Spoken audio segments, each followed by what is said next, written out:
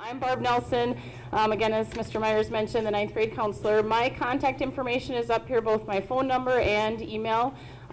If you have quick questions, please don't hesitate to call and be in touch. Today I was fortunate to go through all the honors classes, as well as if your students are in the Nordine, Bai, and Hauger, Ms. Hauger for Ms. Erickson. I was with them 7th hour, and I will see the rest of the freshmen over the next 2 days in classroom presentations as well. So some of your students have heard this already, maybe coming home with the same sheets that you have in front of you.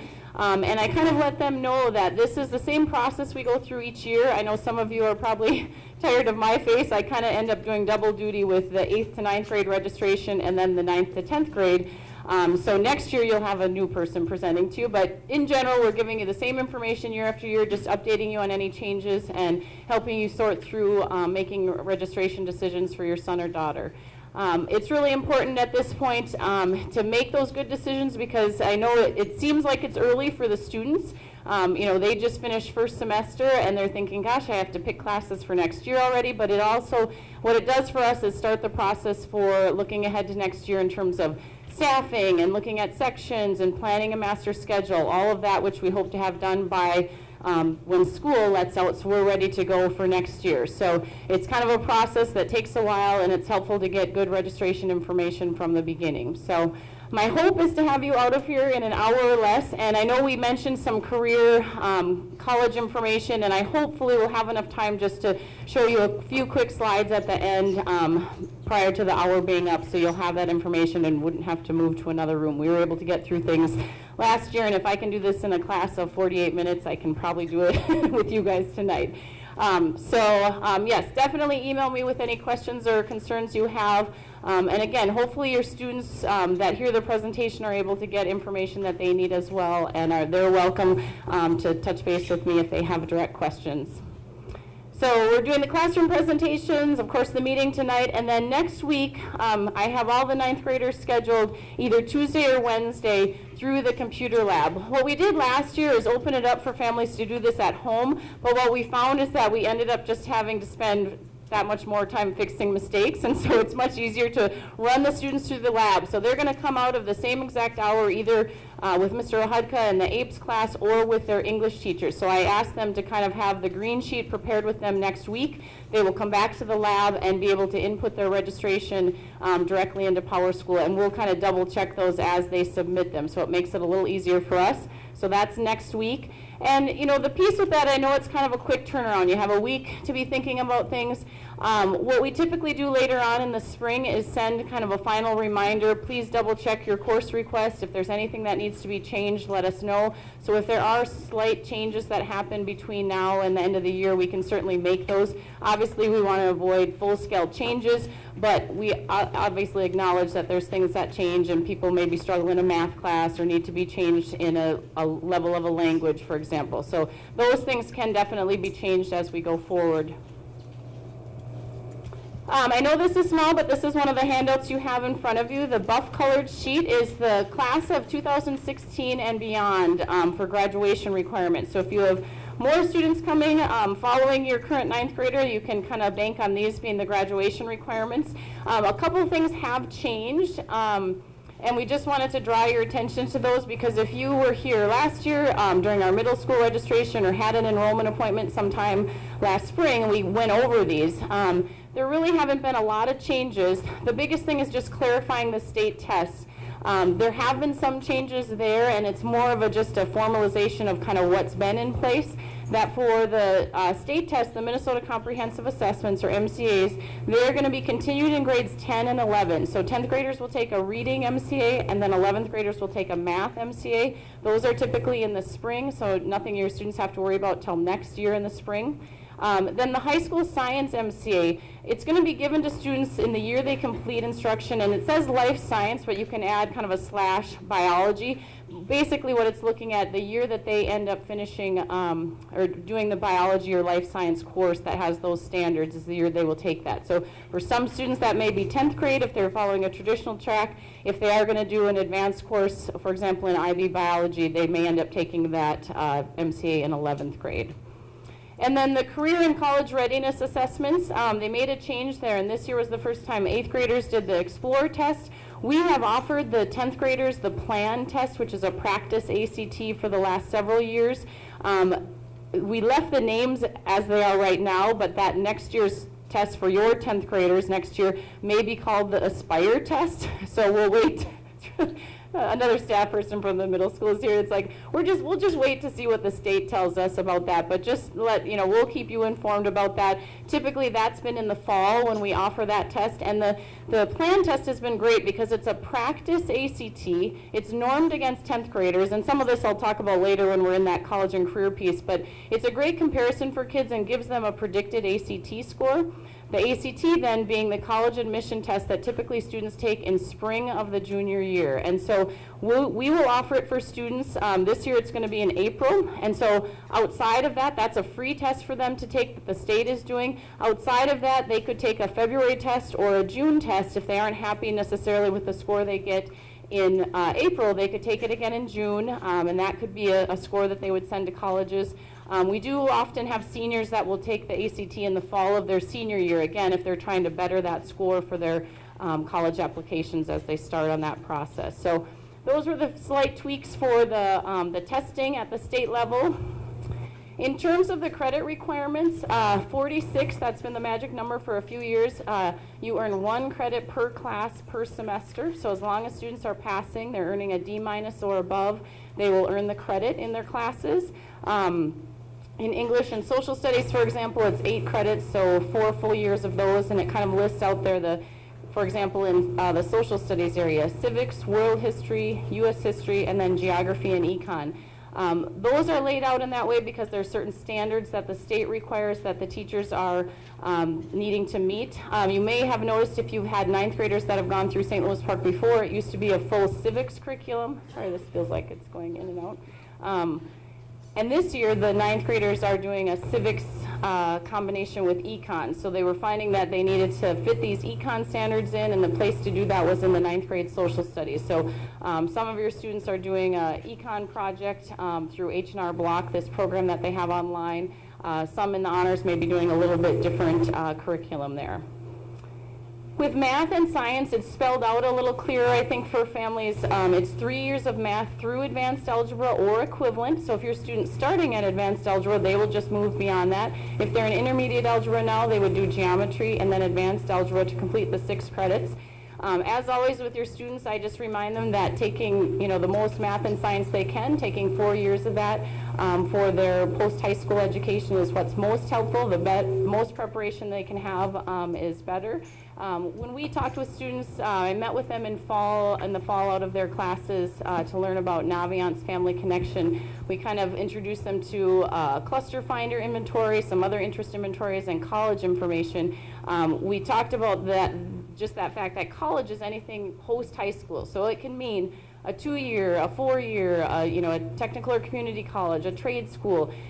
Just the fact that at some point, kids are going to have to do some kind of further education after high school, no matter what that is. That when we talk about college, that's all encompassing, and it's just talking about post-secondary education, that students need to be planning on kind of furthering their education. And if the more they can do the high school, the better off they will be in the long run. Health, I think most of you are probably familiar with that. I did leave the slide in here that health is embedded over the 4 years that students are here. So they'll take, basically think of it as a fall, winter, spring that they're pulled out of their English, social studies, science for 4 classes, a Monday through Thursday. We'll do some online work along with that. And then the thing that was added senior year that we're implementing this year, students are required to have a CPR certification by the time they graduate. So that'll be the other piece that's offered their senior year that they sign up for that piece. And then just some clarification about the other electives. The 2 credits of fine arts, we're hoping to put together a list of the classes because students were asking, what actually meets the fine arts requirements. So anything that's in that music area, band, orchestra, choir, world drumming, and then the fine arts classes that are in the tech or art tech department, pottery, painting, drawing, even things like theater arts meet that fine arts requirement. So we are pulling together a list and we'll have those on the website with the other information. And then under the electives, just the clarification there with some changes. There are 14 credits total that students will have to select for their electives. There are some highly recommended course offerings, and how we explained it to students is that this was something that was part of, and I think I'm just going to jump to these slides to help explain it. A few years ago, we were the recipients of an I3 Investing in Innovation grant. That grant was to look at what we were not only doing in our 9th grade, but to pull that into 10th grade, along with looking at some academies or academy structures, which, you know, I explained to the students that the whole purpose of high school is hopefully trying to figure out and pinpoint, you know, some interests you have and maybe taking classes in those interests. And this kind of took that a step further, kind of looking at maintaining a post-secondary going culture and getting kids to think about and experience classes in high school that potentially would get them a little more interested and possibly earn them some college credit. So how we do that is through these foundations classes, and I know the titles are hard to see, but on the front page of the green sheet, sorry Scott, I'm running around for you here, on the bottom there are 4 classes listed there, and those are the career explorations, or what we call foundations classes: business innovations, media arts, healthcare core, and law and public service. So those were courses we just didn't pull out of a hat. They did a lot of research when they had this grant to try to determine, you know, what the local economics were, what colleges and businesses were saying. So these were some of the popular areas in terms of career growth, not only in the metro in Minnesota, but nationwide. And so there are those courses that are developed in 10th grade here. And what we used to say to students is, we required you to take 2 of the 4. And there was a caveat there that if you were taking 3 or more honors or AP courses, IB courses, you didn't have to take those. And now what we're saying is these are elective offerings for students. They're free to select them. They're great courses. They're introductory courses in these different career areas if they're interested, but they're part of the elective offerings that we have. When you go then into the next level of them, so it shows that there's, you know, 2 credits Academy Foundations and 2 credits of linked Academy Foundation classes. What we've done is looked at it more from a program of studies angle. So again, kind of thinking about high school being a program of study, similar to like in college, what you would do is kind of going towards a certain major. We're hopeful that kids can kind of think of it in those terms, and you as parents can be helpful of this, that there is going to be that business area, engineering and technologies, health sciences, law and public policy, and then media arts and communications. So in those certain areas, there's classes that fit in each of those.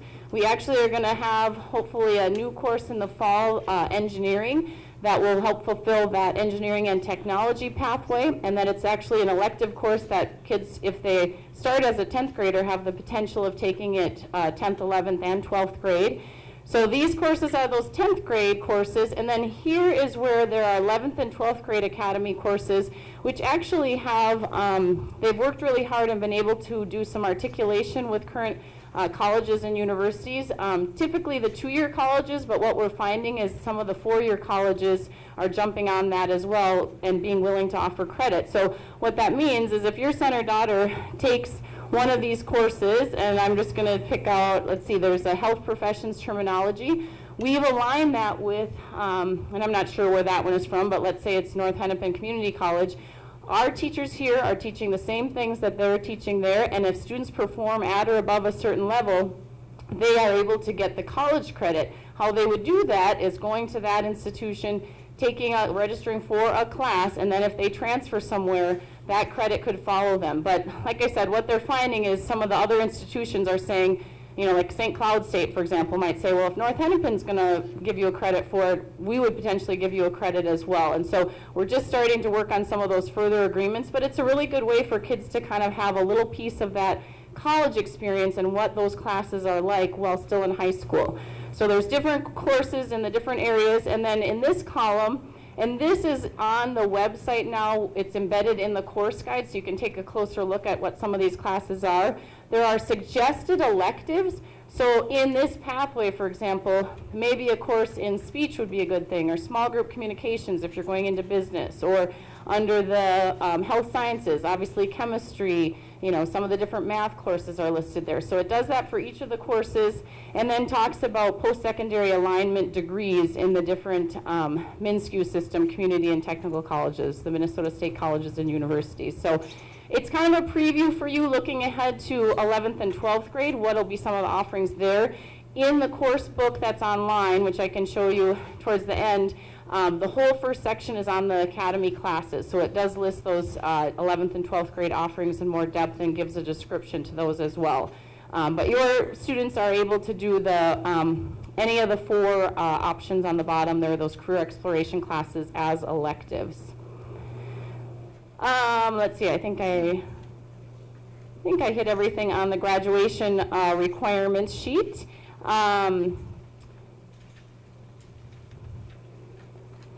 So on the green sheet that you have as well, the front side of it, what I tried to drive home with students is that they just need to have a total of 12 to 14 boxes checked. It was interesting doing a little math. I was like, okay, if you have 7 semesters, or 7 classes, class periods times 8 semesters, how many credits could you earn? Got some varying numbers, but we did get to 56.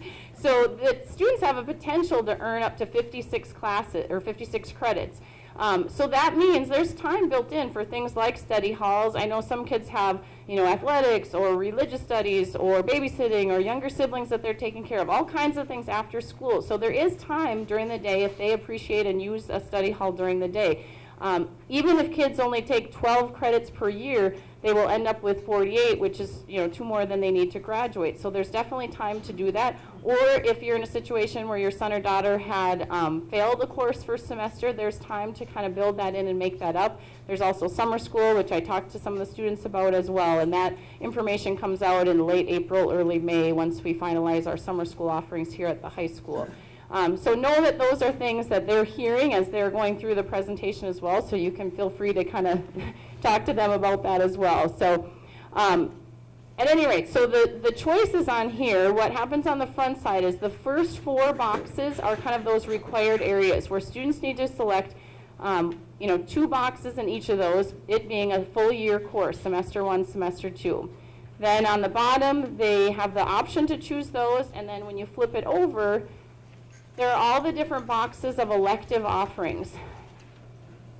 Now those courses, you know, a lot of students say, oh, do I have to pick something from every box? No, you pick courses that you are interested in. So if you have, let's say you have 8 things checked in the front, you know, you're taking a full year of English, world history, biology, and geometry, let's say, then you're going to take one of those, that would be 9. If you're going to take a full year of world language, that would be 10, 11. And then let's say you're going to take a painting class and a cinema class. That would be 13 credits, and then you're good to go. You would have your 13 credits, and with study halls, what we're telling students is those will be added after the fact. They don't have to worry about putting those in. If they have 12 or 13 course requests, those will automatically be put in for them. What they need to just worry about is selecting courses that are interesting to them in terms of kind of looking at the different variety of courses. I think I mentioned like the engineering is a new course that's in development and hopefully going to be pulled together to offer next year. They did open up things like ECHO and ECHO-1 to 10th graders for this next year. So if there's 9th graders that had journalism, that's a prerequisite for ECHO, which is the school newspaper. The school yearbook is the ECHO-1, so that's something they could possibly go into as a 10th grader if they were interested. The music classes are all listed there, and what we've decided with them is students just register for their current course. Once they do the auditions in the spring, the teachers will give us the list of those students to move into those upper level, whether it be chamber orchestra, for example, or wind ensemble in the band area. So those are things that students kind of were told as we went through. If your student has an individual education plan, their case managers will work with them as well as myself to kind of help look at their schedules. The strategies classes, which are the study skills classes, are listed on there, and students can actually select those, and we would like them to do that for planning purposes. So if your student has a strategies class now and they would have that next year, they could plan for that on their registration. We asked, obviously that students and parents look over this. I kind of had a trick question for the kids today though, so I said, if you bring this back next week and you don't have a parent's signature, am I going to let you register? And they said, no. And I said, you're wrong. I'm going to let you register because it's my job to make sure all of you get your registrations entered. At this point, we can only encourage parent engagement with this. Hopefully kids are talking about it with you, and you're obviously here, so you're going to be talking about it with your students. But we will require everybody to at least put something in. Like I said, if there's small changes that need to happen after, if you see it or see a change that your student made that you're not happy with, we can certainly work on those together. And then we also ask that the very bottom box that students put alternates, because what happens inevitably with a schedule in a building this size with 1,400 kids, as counselors we come back in August and we're working on schedules and schedule conflicts. So if there are things that aren't going to work out based on a language or a music a kid has and a level of a class they've chosen, and they can't fit in painting, or there's too many students and there weren't enough sections of painting, what we will look for is alternates in terms of kind of their first, second, third choices. And they'll be able to actually enter those right in Power School. One of the students asked, well, are these rank ordered up here? Like, can I say this is really my first choice? And unfortunately, it doesn't work like that in Power School. When classes go in, they are just put in as a group, and the computer magically is able to, once we build a schedule, we're able to put that together. And it does that all automatically, fortunately for us. We just have to clean up all the pieces afterwards. So encourage your students to pick second choices or alternates. In the case of, for example, world language and music, typically those are scheduled full year, and there's not typically issues with those. It's more so the one semester electives, those choice classes that sometimes either are full or are in conflict with something else and they don't work out in a student's schedule. This is the math flow chart. I talked to a few parents before, and I know math is always an area that brings up a lot of questions. It's on the back side of the graduation requirement sheet. I really encourage students to talk to their current math teacher. If they don't feel like they know the second semester teacher, if they had a different teacher first semester, certainly go back and kind of catch that teacher before or after school, between classes, to kind of get a recommendation. Because a lot of times it really depends for students, and I'm going to touch on this a little bit when I talk about, I have a pathway sheet that students were given today if they were interested. But sometimes it's hard to know next steps, especially at those higher levels in math, if students aren't sure if they're going to go for what we have that's called the IB diploma. So there's some variation in that. But generally speaking, if students are in intermediate, going too fast. If they are in intermediate algebra as a 9th grader, geometry, advanced algebra, and the option to do pre-calc, and you can follow each line across and make that determination. The tricky part is, if your student maybe is struggling in a level, what should they do next year? Or if they aren't sure what kind of tests they want to take if they are pursuing the IB diploma, for example. And those are kind of more specific questions that I'd be happy to answer kind of afterwards as well, or if there's a group of people that have a similar concern about a class. So again, going back to that math teacher to kind of ask a recommendation for a class is what we suggested to students. One thing to just point out and to be aware of, there are contracts for both honors geometry and honors advanced algebra that we're hoping to follow through with. I know geometry was followed pretty clearly, that if it's open access to get into courses, but once you're there, you have to perform at a certain level to maintain that enrollment, because it's really difficult on the teacher and the students as a whole if the whole class is not keeping up. So there have been those contracts in place, and we will do that again in future years. One thing to note, I think that's important for parents, that there's always a criticism about from 8th to 9th grade, is that students are blocked and it's kind of all honors.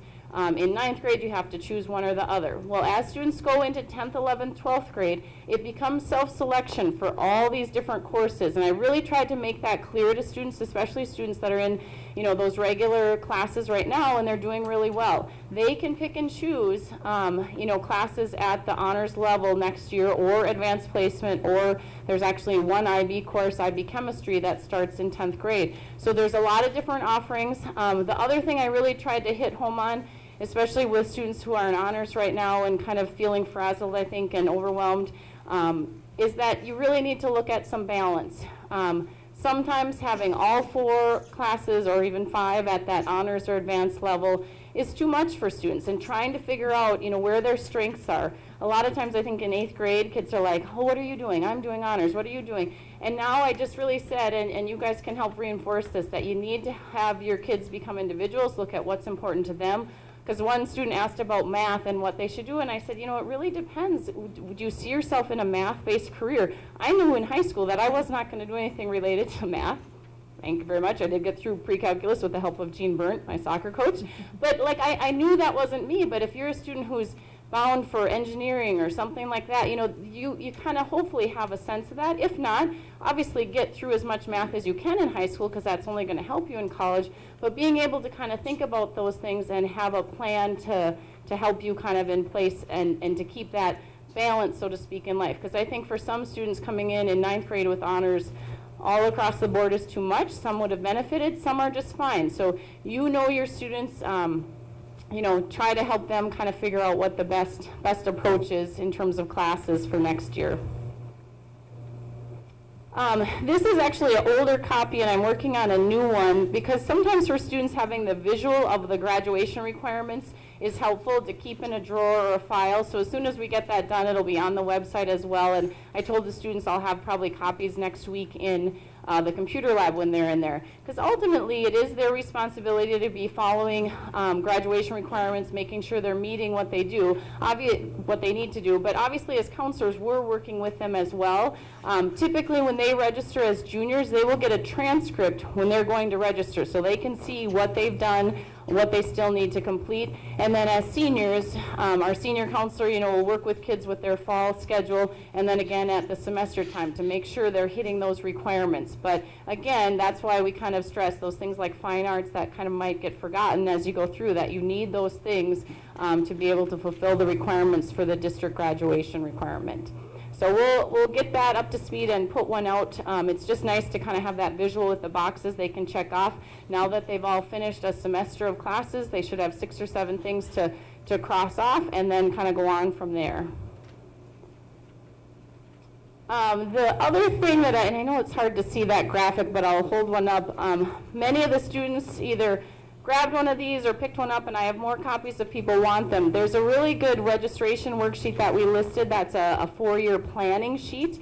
And basically, obviously, it's 3 years at this point. And, I offered up to students, and I'll do the same for you. If you are interested, obviously, it probably won't happen in the next, this week or next week, because we'll be in computer labs, and all the counselors help each other with getting through the current 9th, 10th, and 11th graders. And then the following week, we're actually at our middle school with the 8th graders. But even if we meet after the fact and need to make some slight changes, we certainly can do that, because sometimes it's good for those long-range planners, those students that are kind of thinking about, the next 3 years. Here's what I'd like to do. Here's what I want to make sure I fit in. I'll just mention, too, that Greg Goddard, who's our IB coordinator, will be having a meeting on Thursday night up in C350 at 7 o'clock. So for people who are interested in that IB diploma program, he'll go through more of the specifics in terms of class requirements for that. And I can I'll touch on it just a little bit. Your students definitely heard it today in classes, so they should have a little bit of a better idea as well. I was starting to get emails from students directly about, like, what about this, what about that? And so I knew that they were starting to have a little bit more heightened stress, because I think Mr. Goddard had stopped in to kind of give them a little bit of a preview about IB and what that means. But I went to a 2-day training before we started the program, and this was, a few years back, and it takes a while to kind of get it down and understand it. There's a lot of ins and outs. And I think the biggest thing about IB is, again, to recognize that it's a program for a small number of kids, the actual IB diploma program, and it is probably the most rigorous course of study. It is the most rigorous course of study we have at the high school. That being said, and I didn't bring any of the brochures down here, but in the life of our IB program at St. Louis Park, we've probably had between, I think at the lowest number it was like 10 or 12, up to about 20 some students that actually completed the requirements for the diploma, which is taking courses in a certain area, taking a specific class called Theory of Knowledge, and then a creativity, action, and service requirement that they're meeting. So those are all encompassing of the, you have to test at a certain level in these courses that you take.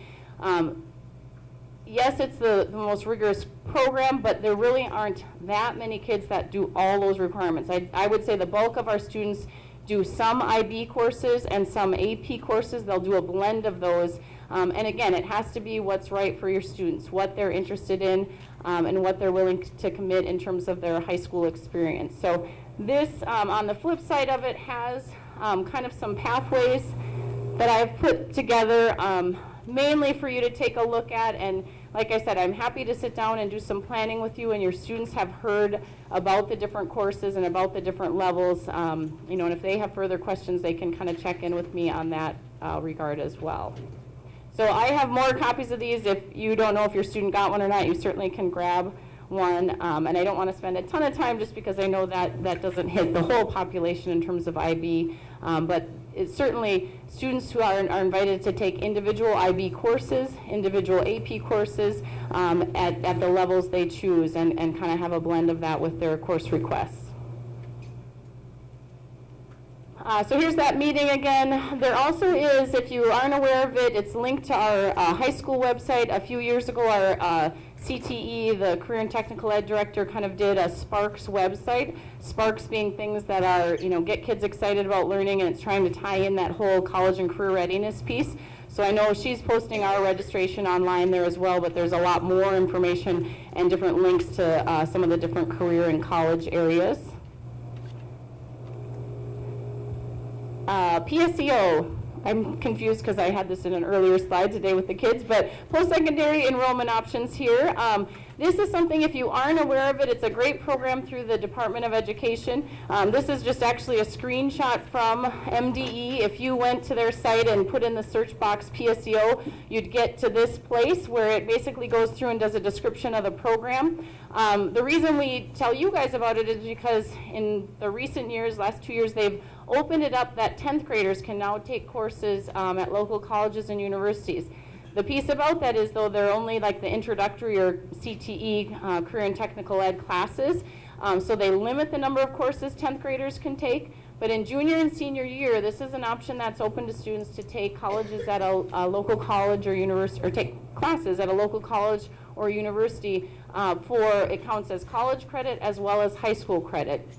We know that a lot of students just, high school isn't their thing. You know, maybe they aren't interested in other sports or activities that are going on here, and taking classes at a local college or university would be a good fit for them. Students can go full-time, they can go part-time. They can do a combination with their, you know, taking maybe a morning class at the college and then filling in the rest of their requirements here in the afternoon. And so it, again, is something you work with the counselors on to kind of develop a plan for how you're going to meet your credits, but they fulfill their high school requirements by taking classes there. So they list on the MDE website all the different colleges, and you have to meet their criteria for entrance. They have some different testing requirements and GPA requirements, but it's certainly something, if students are interested in kind of, again, a stepping stone prior to going into college and university life after high school, they can have a sampling while they're in high school. This just goes on a little bit more about it. We typically have info sessions for students. We haven't planned the dates yet, but they will be in early March because deadlines start to fall kind of March and April, so students can make decisions. Even if your student isn't necessarily interested for 10th grade, they could certainly come and listen for purposes of 11th and 12th grade. One of the counselors also did a podcast that's on her website, but it needs like a code for you to be able to access it. So if that is something you're interested in watching, just to hear a little bit more about it, just email me and I'd be happy to send that to you, because that's a good way just to get a little bit more information without getting too much into it. So we will have some meetings and we'll put signs and posters up for students if they are interested in listening to those. I'll end just with my email, phone number again. You can jot that down if there are questions that come up. The next part of this, and we're doing fabulous on time here, so I can just hold you all in what we titled is just really what to be thinking about while still in high school. So I'll just pause here for questions just about registration, if you have them, and then this is only a few slides to go through, and then you'd be out of here by 6 o'clock. So questions about registration just in general, things that you guys might be thinking of, yeah. Next week, depending on their class, Tuesday or Wednesday, they'll be coming through the computer lab. So And again, if changes need to be made, we really want to finalize things by the end of February, so they'll have kind of another week there when we're at the middle school and then working on kind of finalizing things here. Yeah. Yep, they'll bring that in, and if I told the students today, if they have the screen sheet done and they're ready, it will take them less than 5 minutes when they sit down at the computer. And I took out the slides because you guys really don't need to see it. The students saw the slides of what the actual screenshots of what it looks like on PowerSchool. Most of them did it if they were at our middle school in 8th grade. The few students, well, there were over 80 new students that enrolled. I had to do their enrollments, so they were kind of shown how to do it, and we'll help them figure that out. But it's an easy process to, once they sit down and get logged into PowerSchool, they can just plug in their course requests. Yeah. Do the current teachers talk about kind of what some of these classes are, like a description? Yeah, actually, and I'll show you too on the website. She's asking, do the current teachers talk about it? And yes, there really is a process. Each department, we were just kind of saying to Mr. Myers, we actually should consider having like a high school fair or a class fair. And there are a couple things on the high school website. Last year, we actually had departments do videos of their electives. So they didn't really change that much, so we didn't have them go through the process of doing it again. So on the high school website, if you are under student resources and you go to registration information, it's all updated as of this afternoon, and so the 2015-16 course book is there. So that would be kind of the first stop for looking at course descriptions. And it just goes alphabetically by department here. So it starts, like I said, with the academy courses and goes all the way through. You can just see me kind of scrolling through there. Also then, those videos are listed here, and this is where you would find, or if you have friends, I guess you're here, so you obviously won't need to see it, but these videos will be posted there. And then the registration forms as well. That's where there are copies of those, the official registration sheets and the 4-year planning sheet. So some of those are there.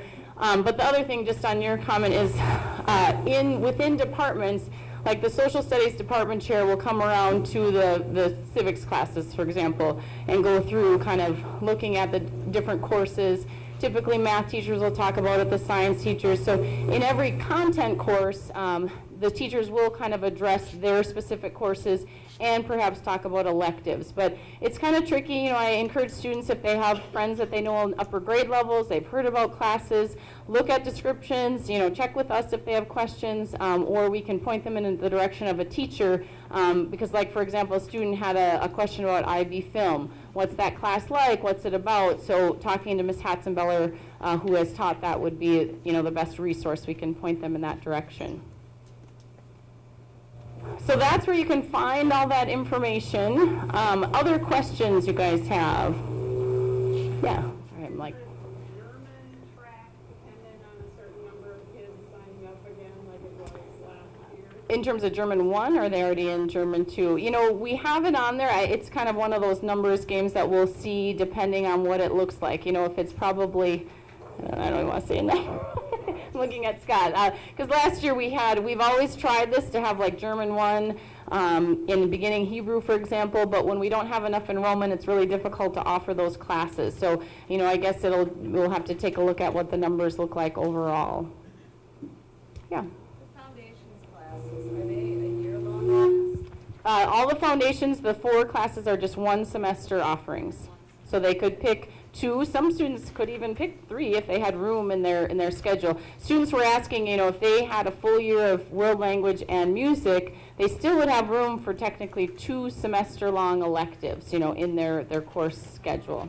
So it's kind of nice that they have a little room for some classes there, even with the band or music and the world language. Sorry, this is getting. Any other specific registration questions? Yeah. These required classes, like the English, social studies, they're year-long courses? Yep, so any of the 4 that are those first 4 boxes, it's full year courses that students would take pick 2 boxes, semester 1, semester 2 of the same course. Why are there 2 boxes? Full year? Semester 1, semester 2, it's just in terms of each credit, or each semester is worth 1 credit.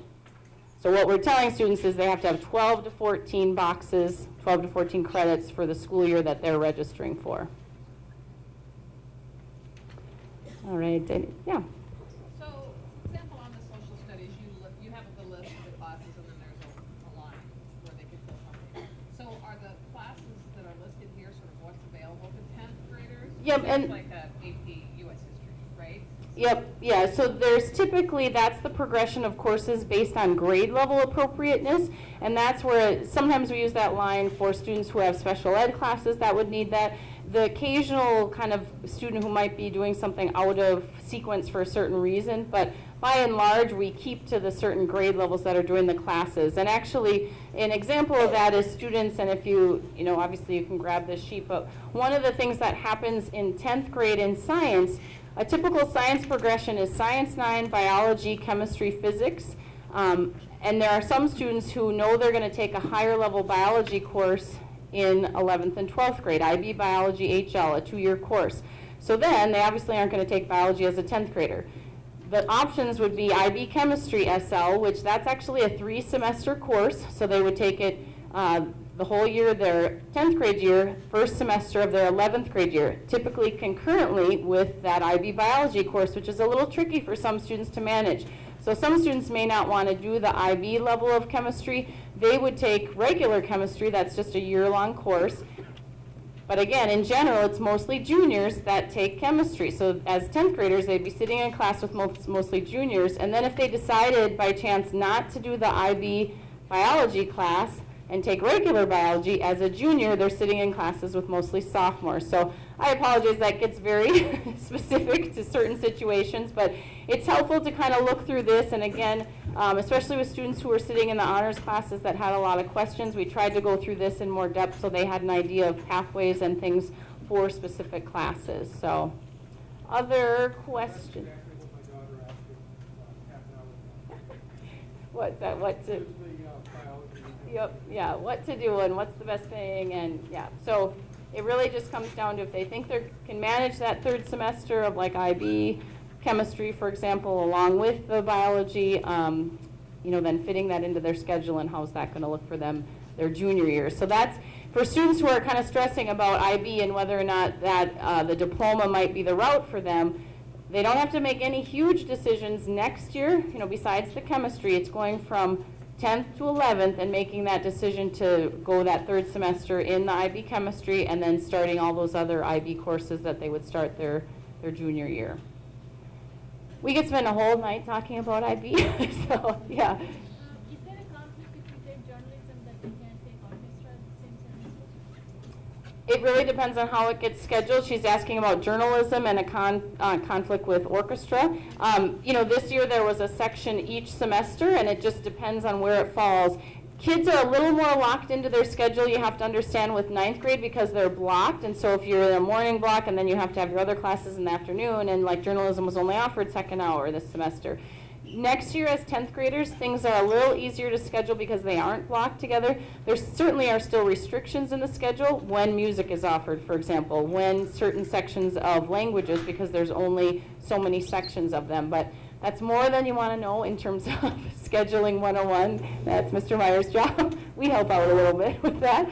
But yes, there are certain kind of restrictions that end up happening, but it's hard to predict out because we don't even have that started yet or being built in terms of the schedule. Yeah. If you take journalism as a 10th grader, you would have to wait till 11th to Echo, yep. So it would be a prerequisite and it's a full year course offering. So you would apply at this time next year for going in as a junior and senior. And that's, again, typically what they used to do. Just quickly, I'm going to kind of touch base on this. I kind of already mentioned, and you should have gotten, we did an email blast in the fall after I went through and met with all the 9th graders in classes. They all have an account in Naviance Family Connection, which is a great resource. Use it, please. It's something that's out there for kids. They really kind of, by necessity, have to use it when they're seniors because of the the college application process, but there's a lot of great tools in there leading up to that year. So they can log in. There's different tabs that they were introduced to.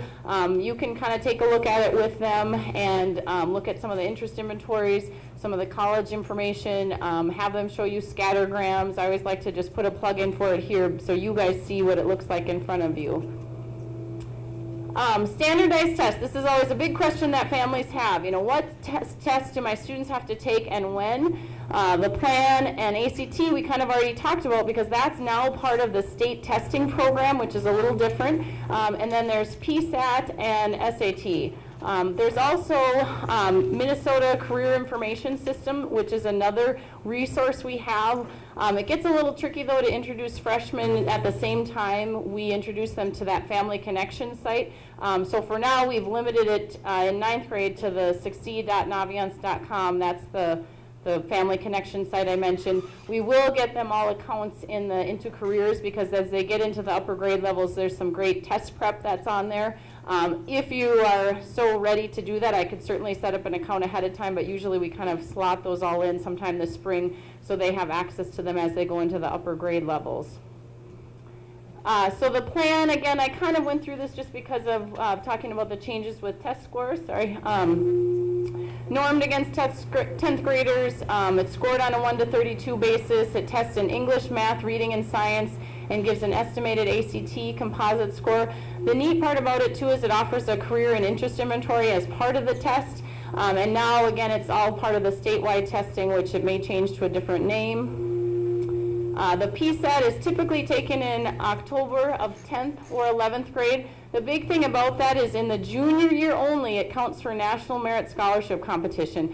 But this is just, it's the top 1% of kids across the nation that take this. So we get a lot of 10th grade parents, oh, my kid has to take the PSAT. It's great as a practice, but ultimately it's that junior year when it counts for National Merit Scholarship competition, and even then, it's such a small percentage. Year after year, we have National Merit semifinalists and finalists. It's great as a practice standardized test for them. It tests them in critical reading, math, and writing skills.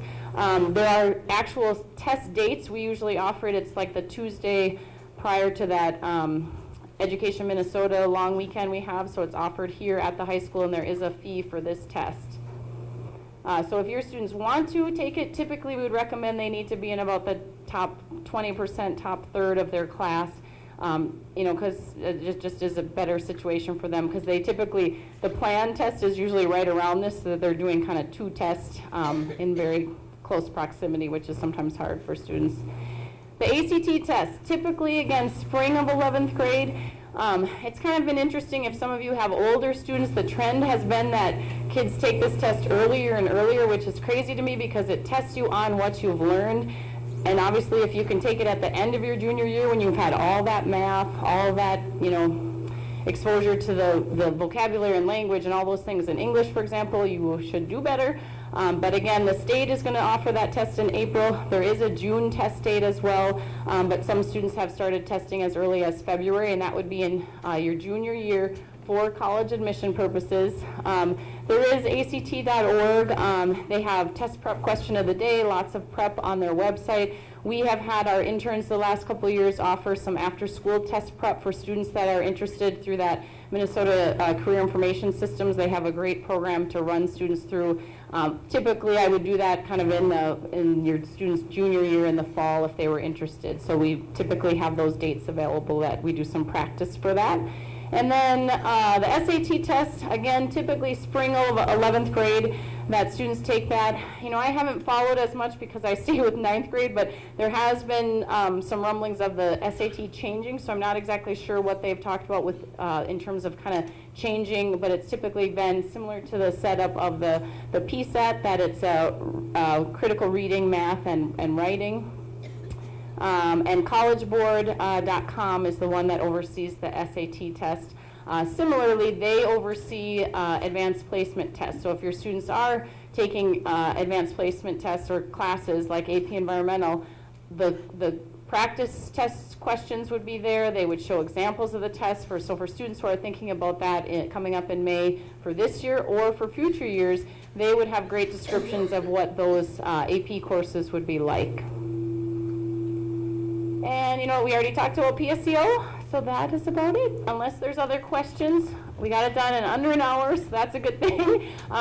We will stick around. The next presentation actually starts at 6:15, so we have a little bit of time. We're trying to do kind of one after the other to get everybody through. So again, thanks for your support and helping your students get registered for the next school year, and I'd be happy to answer any questions if you have them.